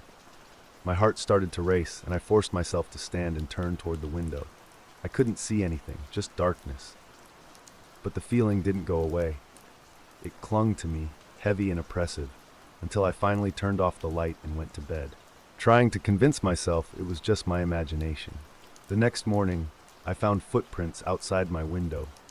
They were deep, like someone had been standing there for a long time, and they led into the woods. I told myself it was probably just a hunter or a curious local, but it didn't sit right with me. I didn't tell anyone about it. Part of me didn't want to seem paranoid, but another part of me wasn't sure I wanted to know the answer. Over the next few weeks, the feeling of being watched became a regular occurrence. It wasn't every night, but it was often enough that I started keeping my blinds closed and double-checking the locks on my doors and windows. Once I thought I heard whispering outside, but when I opened the door, there was no one there, just the empty yard and the endless, shadowy trees. I started sleeping with a kitchen knife under my pillow. One day, I mentioned the footprints to one of my coworkers, an older woman named Mrs. Hargrove who had lived in the town her whole life. Her face paled, and she glanced around the room to make sure no one else was listening before leaning in close. "You keep your doors locked, don't you?" she whispered. "Of course," I said, my stomach tightening. "Why?" She hesitated, as if deciding whether or not to tell me something. Finally, she said, "This town has stories. Things that happen in the woods. People go missing sometimes. Not often, but enough. And when they do, it's always near those woods. You hear things out there at night, don't you?" I nodded, my mouth dry. "What kind of things?" She shook her head. "Just be careful. And if you hear someone calling your name, don't answer, no matter what." That conversation haunted me. I tried to brush it off as small-town superstition, but it planted a seed of fear that I couldn't shake. I started noticing things that I hadn't before. The way the trees seemed to close in around my house, their gnarled branches pressing against the windows like skeletal fingers. The way the townspeople always avoided talking about the woods, changing the subject if it ever came up. The way the air seemed heavier at night, as if the darkness itself had weight. Then one night, everything changed. I woke up around 2 a.m. to the sound of knocking. It wasn't loud or frantic, just a soft, steady tap, tap, tap. For a moment I thought I was dreaming. But then it came again, more insistent this time. I sat up in bed, my heart pounding, and listened. The knocking was coming from the back door. I grabbed the knife from under my pillow and crept down the hall, every instinct in my body screaming at me to stay quiet. When I reached the kitchen, I saw that the back door was slightly ajar, swinging gently in the breeze. The locks were broken, twisted as if someone had forced them open. I felt a chill run down my spine as I realized I hadn't heard the door break. Whatever had done this had been quiet, deliberate. I stepped closer, peering out into the backyard. The moon was full, casting an eerie silver light over the trees. At first, I didn't see anything, but then movement caught my eye. Something was standing at the edge of the woods, just beyond the tree line. It was tall, impossibly tall, with long, spindly limbs that didn't seem quite right. Its head was cocked to one side, and though I couldn't make out its face, I knew it was looking at me. I froze, unable to move or breathe. It took a step forward, and then another, its movements jerky and unnatural, like a puppet on strings. I stumbled back, slamming the door shut and locking it as best I could. I turned off all the lights and crouched in the corner of the kitchen, clutching the knife and praying it would go away. For what felt like hours, I sat there listening. At first, there was nothing. Then, the whispers started. They were soft, almost melodic, like a breeze rustling through leaves. But they weren't coming from outside. They were coming from inside the house. I don't remember much after that. I must have passed out from fear, because the next thing I knew, it was morning. The house was quiet, and the back door was closed, the locks repaired as if nothing had happened. But I knew it wasn't a dream. There were scratches on the floor where the door had been forced open, and the knife I'd been holding was still in my hand. I packed my things and left that day. I didn't tell anyone why. I didn't even stop to say goodbye. I just got in my car and drove, leaving the house, the town, and the woods behind. I never went back. Years later, I heard that the house burned down. No one knew how it happened, and no one seemed particularly surprised. It was as if the town had been waiting for it. I still think about that night sometimes, especially when I'm alone in the dark. And sometimes when it's very quiet, I think I can still hear the whispers.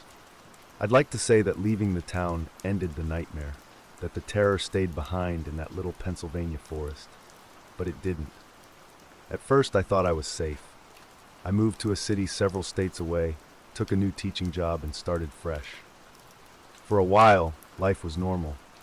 The days turned into weeks, then months, and the memories of that night began to fade, pushed aside by the busyness of everyday life. But just when I started to feel like it was all behind me, the whispers came back. It was subtle at first. I'd be lying in bed at night, half asleep, when I'd hear something faint, too faint to make out, but undeniably there. A soft murmur, like the sound of someone speaking just out of earshot. I told myself it was my mind playing tricks on me, that I was just hearing the hum of the apartment building or the distant noise of the city. But deep down, I knew better. One night, I woke up to the sound of knocking. It was the same soft, steady tap-tap that I'd heard before. My heart sank, and for a moment, I couldn't move. I just lay there, staring at the ceiling, hoping it was a dream. But it wasn't. The knocking continued, growing louder and more insistent. It was coming from my bedroom window. I lived on the 3rd floor. I sat up slowly, my body trembling, and turned to face the window. The blinds were closed, but I could see the faint outline of something standing on the other side of the glass.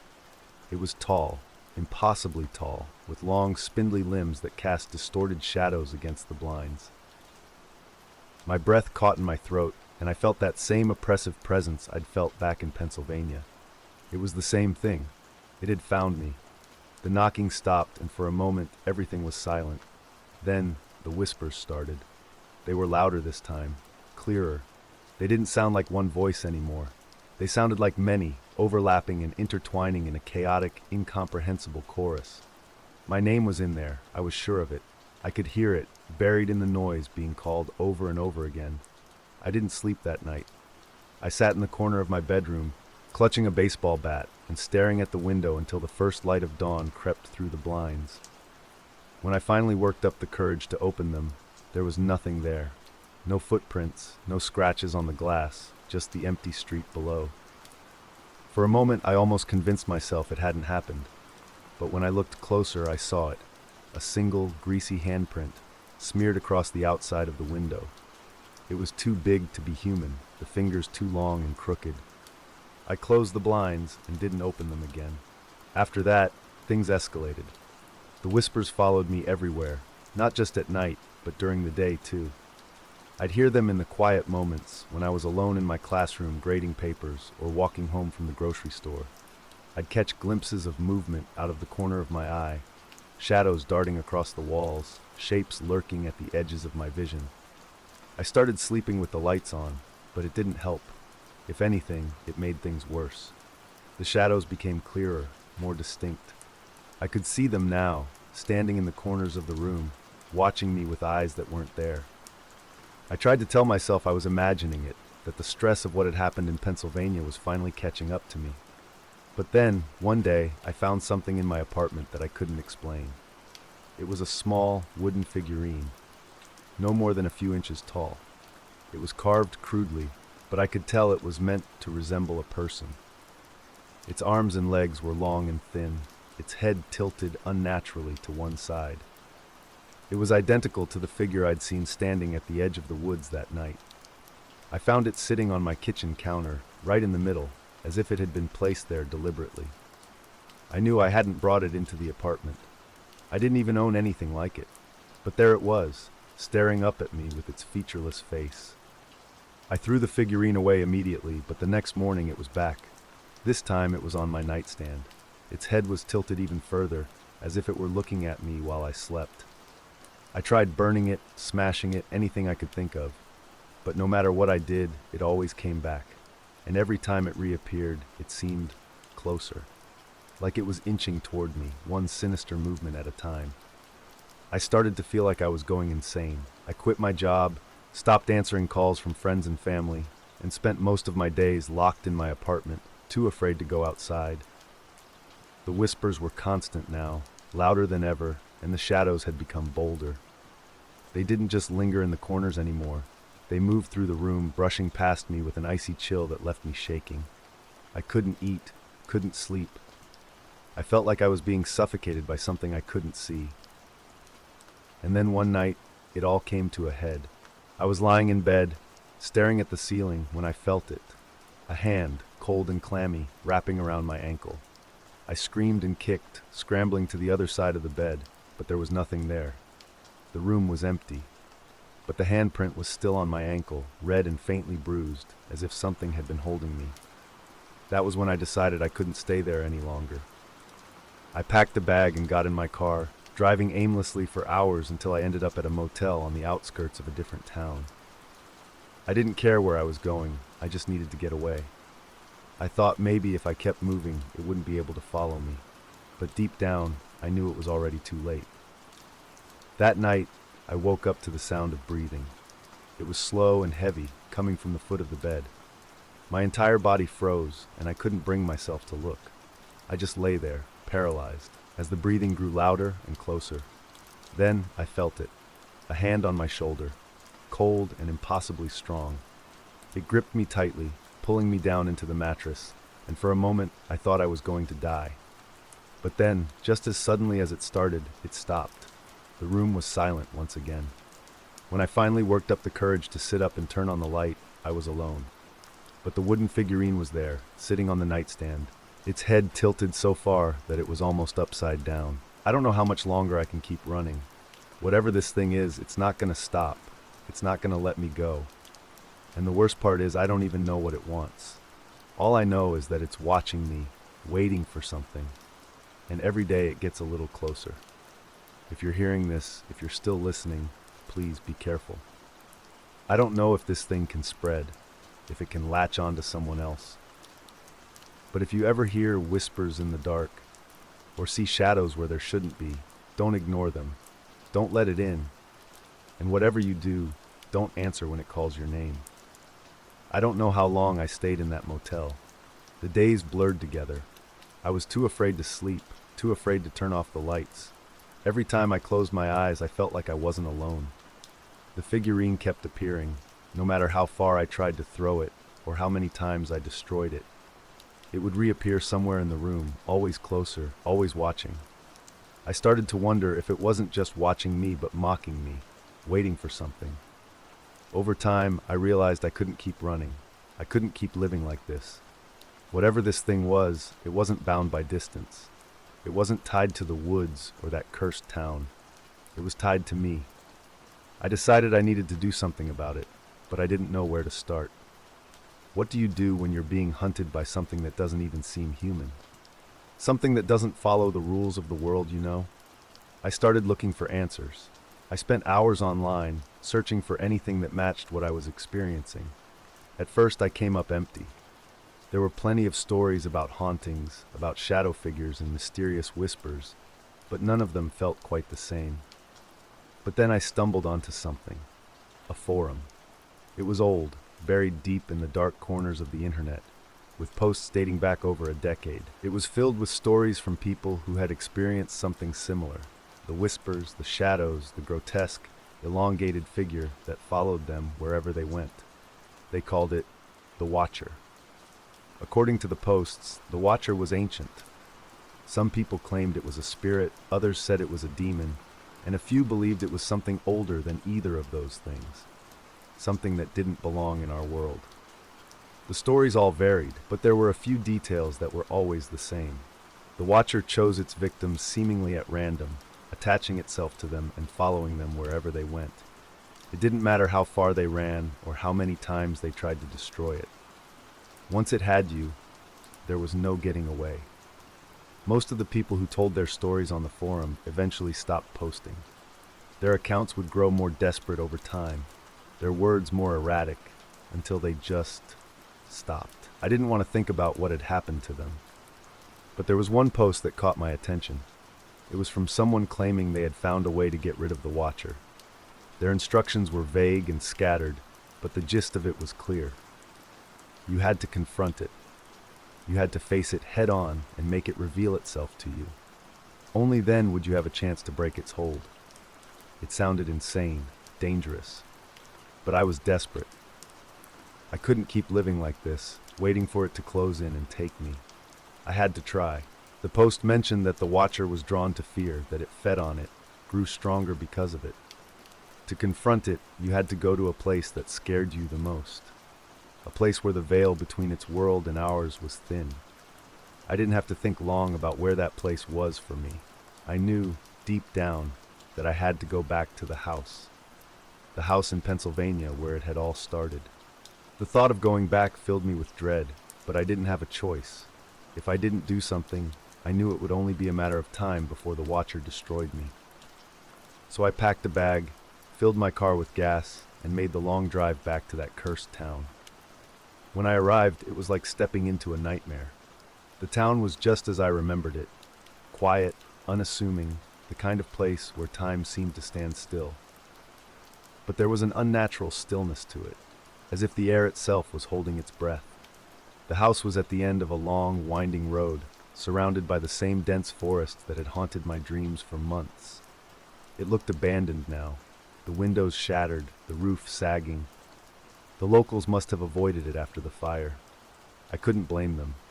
I parked my car at the edge of the driveway and sat there for a long time, staring at the house. I didn't want to go inside, but I knew I had to. The sun was starting to set, casting long shadows over the yard, and I could feel the familiar weight of being watched pressing down on me. It was waiting for me. I could feel it. I grabbed a flashlight and a crowbar from the trunk of my car and made my way to the front door. The air was heavy, almost suffocating, and the forest was eerily silent. No birds, no insects, nothing. Just the sound of my own breathing and the crunch of my footsteps on the overgrown path. The door was unlocked, hanging loosely on its hinges. I pushed it open and stepped inside. The house was worse than I remembered. The walls were blackened with soot, the floorboards warped and creaking under my weight. The air smelled of mildew and ash. As I moved through the house, I couldn't shake the feeling that I wasn't alone. Every shadow seemed to shift. Every creak of the floorboards felt like footsteps. I made my way to the living room, the place where I'd first felt the Watcher's presence all those months ago. The room was empty now, the furniture gone, but the sense of dread was stronger than ever. I set the flashlight down on the floor, its beam cutting through the darkness, and sat cross-legged in the center of the room. I didn't know exactly what I was supposed to do, so I just closed my eyes and focused on my fear, letting it rise to the surface. "I'm not afraid of you," I said, my voice trembling. "Show yourself."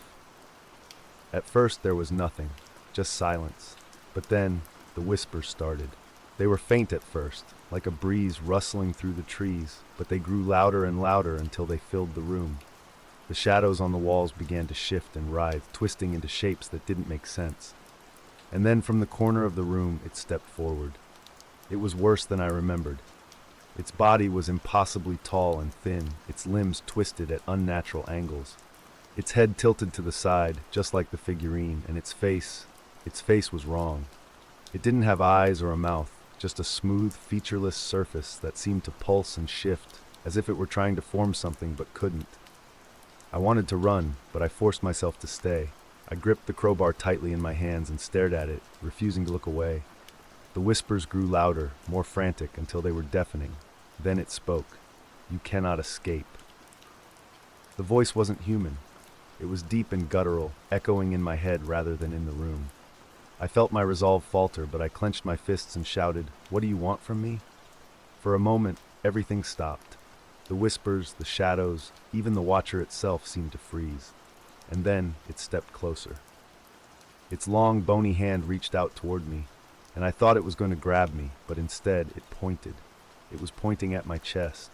At first I didn't understand, but then the realization hit me. It didn't want me.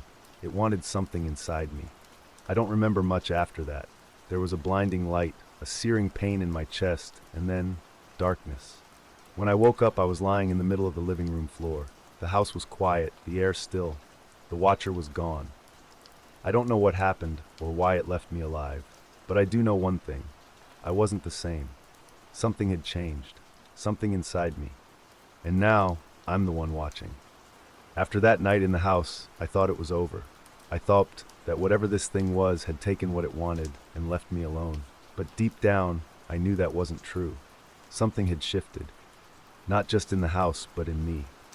I felt different, like a stranger in my own body. When I looked at myself in the mirror, I couldn't shake the feeling that something was wrong. My reflection looked the same, but it didn't feel the same. I'd catch myself staring into my own eyes for too long, almost expecting them to blink on their own, to move without me. I tried to go back to my life, but everything felt off. The whispers were gone, the shadows no longer moved, and I should have felt relieved. But instead, I felt hollow, empty. And then there were the dreams. The first one came a few nights after I left the house. I dreamed I was standing in a vast, endless forest. The trees were impossibly tall, their gnarled branches twisting together to block out the sky. The air was thick and cold, and the only sound was the crunch of leaves under my feet. I didn't know how I'd gotten there, but I felt like I was being pulled forward, deeper into the woods. I couldn't stop myself. My legs moved on their own, taking me farther and farther from whatever safety might have been behind me. Eventually, I came to a clearing. In the center of it was a figure. It wasn't the Watcher, not exactly. It was taller, its limbs even more distorted, its presence even more oppressive. Its head was tilted at an impossible angle, and its smooth, featureless face seemed to ripple, as if something beneath the surface was trying to break free. I couldn't move, couldn't speak. All I could do was stare as it reached out its long, bony hand and pointed at me. "You belong to us now," it said, its voice reverberating through the forest like 1,000 whispers layered together. I woke up drenched in sweat, my heart racing, but the words echoed in my mind long after I opened my eyes. "You belong to us now." The dreams didn't stop. Every night I found myself back in that forest, always being pulled deeper, always ending up in front of that figure. Sometimes there were others in the woods with me, shapes in the shadows, watching me from the corners of my vision. I never saw them clearly, but I could feel their eyes on me. And always, always, the figure in the clearing would say the same thing. "You belong to us now." I started to notice other changes, too. Small things at first. My appetite disappeared, replaced by a constant, gnawing emptiness that no amount of food could fill. My skin grew pale, my eyes sunken, and my reflection in the mirror became even more unsettling. I'd catch glimpses of movement that didn't match my own, like the reflection was hesitating a fraction of a second before copying me. Once, I swear I saw it smile when I wasn't smiling. I smashed the mirror after that, and then there were the people. At first, I thought I was imagining it, but eventually I couldn't deny it anymore. People were avoiding me. My coworkers wouldn't meet my eyes. Their conversations would trail off when I entered the room, and they'd shuffle away quickly, as if being near me made them uncomfortable.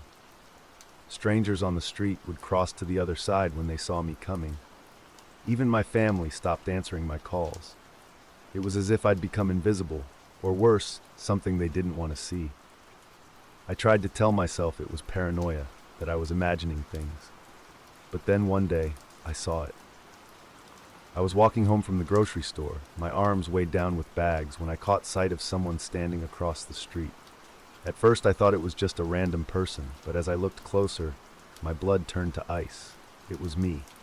The figure was identical to me in every way, same clothes, same face, same vacant expression. It stood perfectly still, staring at me with eyes that felt too dark, too empty. I dropped the bags and stumbled backward, my heart pounding. When I looked again, it was gone. That was when I knew. Whatever had happened in that house, whatever the Watcher had done to me, it hadn't just taken something, it had left something behind. A piece of itself, maybe. A seed planted deep inside me, growing stronger with every passing day. I stopped sleeping after that. The dreams were too much, too vivid, and I couldn't face seeing that figure in the forest again. But the longer I stayed awake, the worse things got. I started seeing shadows moving in broad daylight, hearing faint whispers in the edges of my mind. And the figure, the one that looked like me, it started appearing more often. Always at a distance, always watching. Sometimes it would just stand there, perfectly still. Other times it would mimic me, copying my movements with a delay that was just long enough to be noticeable. Once I saw it standing outside my apartment building, staring up at my window. When I turned away for a split second, it was gone. I tried to fight it. I tried everything I could think of. Rituals I found online, prayers, even therapy. But nothing helped. The thing inside me was growing stronger, and I could feel it taking over. Some days, I lost time. Hours would pass, and I'd have no memory of what I'd done or where I'd been. I'd wake up in strange places, parks, alleys, once in the middle of the woods, with no idea how I'd gotten there. And always, there was that feeling of being watched. One day, I woke up to find the wooden figurine on my nightstand again. I hadn't seen it in weeks, thought I'd finally gotten rid of it, but there it was. This time, it wasn't the same as before. Its head was tilted even farther, almost completely upside down, and its hands were pressed together, as if in prayer. I stared at it for a long time, dread pooling in my stomach. Then I noticed the note. It wasn't a physical note. It wasn't written on paper. It was in my mind, like a thought that wasn't my own. 3 words, repeating over and over again. Bring them here. I didn't know what it meant at first, but now I do. The Watcher doesn't just want me. It wants more. It wants others, and it's using me to get them. I've been trying to fight it, trying to resist, but it's getting harder. The thing inside me is too strong. Sometimes when I look in the mirror, I don't recognize myself anymore. My reflection moves when I don't. It smiles when I'm not smiling. And its eyes, they're not mine. They're dark and hollow, just like the Watcher's. If you're listening to this, I'm sorry. I don't know how much longer I can hold on. I don't know what's going to happen when I finally lose. But if you ever feel like you're being watched, if you hear whispers in the dark or see shadows that don't belong, run. Don't look back. Don't let it in. And if you ever see someone who looks just like you, don't trust them. It's already too late for me. But maybe, just maybe, it's not too late for you. Of course, let's continue the story, building even further into the protagonist's unraveling and the sinister forces at play. The days that followed were a blur. Time lost its meaning, and I began to feel like I was living in 2 realities at once. There was the world I could see and touch, the mundane world of sidewalks, strangers, and the sterile hum of fluorescent lights. But then there was the other world, the one creeping in at the edges. The shadows that stretched too far. The whispers that buzzed behind my thoughts. The figure that followed me everywhere, always just out of reach but never out of sight. The thing inside me was growing stronger. I could feel it, writhing under my skin like a parasite. My reflection wasn't just delayed anymore. It had started moving on its own. I stopped looking in mirrors altogether, but even then, I could feel it watching me, studying me, waiting for its moment to take control. And then there were the blackouts. They were happening more often now. I'd lose hours at a time, waking up in places I didn't recognize, my clothes damp with sweat and my hands shaking. The worst part was, I wasn't alone during those blackouts. I started waking up with the overwhelming feeling that I'd been with someone. No, not someone. Something. I couldn't remember what had happened, but I could feel their presence lingering like a stain on my mind. Sometimes there were scratches on my arms, my legs, my neck, thin, deliberate lines, like claws dragging across my skin. Once I woke up with dirt under my fingernails and the taste of blood in my mouth. I didn't want to think about what that meant. Eventually I stopped trying to fight it. It was exhausting, like trying to hold back a flood with my bare hands. Whatever was inside me, whatever the Watcher had left behind, it was too strong. I stopped going out, stopped answering my phone, stopped eating. I just sat in my apartment, staring at the walls, waiting for the inevitable. But the thing inside me wasn't content to let me sit and waste away. It wanted more. I started hearing the voice again. Not the whispers this time, but something clearer. louder. It spoke to me in my own voice, but it wasn't me. "Bring them," it said. "Bring them here." I didn't know what it meant at first, but then I remembered the note. The words that had appeared in my mind when I found the figurine again. Bring them here. It didn't take long for me to figure it out. The Watcher didn't just want me, it wanted others. It wanted me to lure them in, to bring them to the same place where it had found me. It wanted to spread, to grow, to feed. And I was its vessel now, whether I liked it or not. I fought it as long as I could. I stayed inside, avoided people, tried to keep myself isolated. But it didn't matter. The thing inside me was patient, and it knew how to wear me down. The voice got louder, more insistent. It whispered to me while I was awake, screamed at me in my dreams, filled my head with images I couldn't ignore. The forest, the clearing, the figure with its tilted head and rippling face. And then one night, I blacked out again. When I woke up, I was sitting in my car, my hands gripping the steering wheel so tightly my knuckles were white. I didn't know how long I'd been driving or where I was going, but the road stretched out in front of me like a black ribbon, winding through the trees. The headlights illuminated the forest on either side, the branches reaching out like skeletal hands. My stomach churned as I realized where I was. I was going back to the house. I tried to stop the car, to pull over or turn around, but my body wouldn't listen. My hands gripped the wheel like they belonged to someone else, and my foot pressed the gas pedal harder, speeding me toward the place I'd sworn I'd never return to. The thing inside me was in control now, and there was nothing I could do to stop it. When I reached the house, it was just as I remembered it, rotting and abandoned, its windows like empty eye sockets staring into the night. The air was heavy, suffocating, and the forest around it was silent. No birds, no insects, no wind, just the sound of my own heartbeat pounding in my ears. The door creaked open on its own as I approached, and I stepped inside without hesitation, my body moving like a puppet on strings. The flashlight in my hand flickered weakly, casting long, jagged shadows across the walls. The house felt alive, pulsing with a dark energy that made my skin crawl. I walked into the living room, the same place where I'd confronted the Watcher before. The room was empty, but the air was thick with its presence. I could feel it, pressing down on me from all sides. My breath came in shallow gasps as the flashlight sputtered and died, plunging the room into darkness. That's when I heard it. Footsteps. Soft at first, but growing louder, closer. They weren't coming from the floor above or the hallway behind me. They were coming from inside the room. I turned, my eyes straining to see in the darkness, but there was nothing. Just shadows shifting and twisting, merging into a single, towering shape. The Watcher. It didn't speak this time. It didn't need to. Its presence was overwhelming, filling the room with a sense of dread so intense I thought I might collapse. Its head tilted to the side, its featureless face rippling like water. And then, slowly, it raised one long, spindly arm and pointed behind me. I turned, and my stomach dropped. There were others in the room now, figures emerging from the shadows, their shapes distorted and wrong. They were familiar, but not in the way you'd recognize an old friend or a family member. They were familiar in the way a nightmare feels familiar, like something you've seen in your darkest moments but tried to forget. They all looked like me. Each one was a reflection of myself, but twisted. Their faces were stretched and warped, their eyes dark pits, their mouths frozen in grotesque, unnatural smiles. They surrounded me, closing in, their movements jerky and inhuman. And as they reached for me, I realized the truth. I wasn't the first. The Watcher had done this before. It had taken others, twisted them, turned them into something else. And now it was my turn. The last thing I remember is their hands on me, cold, clawed, and impossibly strong, dragging me down into the darkness. I didn't scream. I couldn't. The thing inside me wouldn't let me. When I woke up, I was back in my apartment. The sun was shining through the window, and everything looked normal. But I knew it wasn't.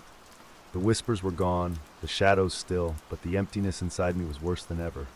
I wasn't alone. Not anymore.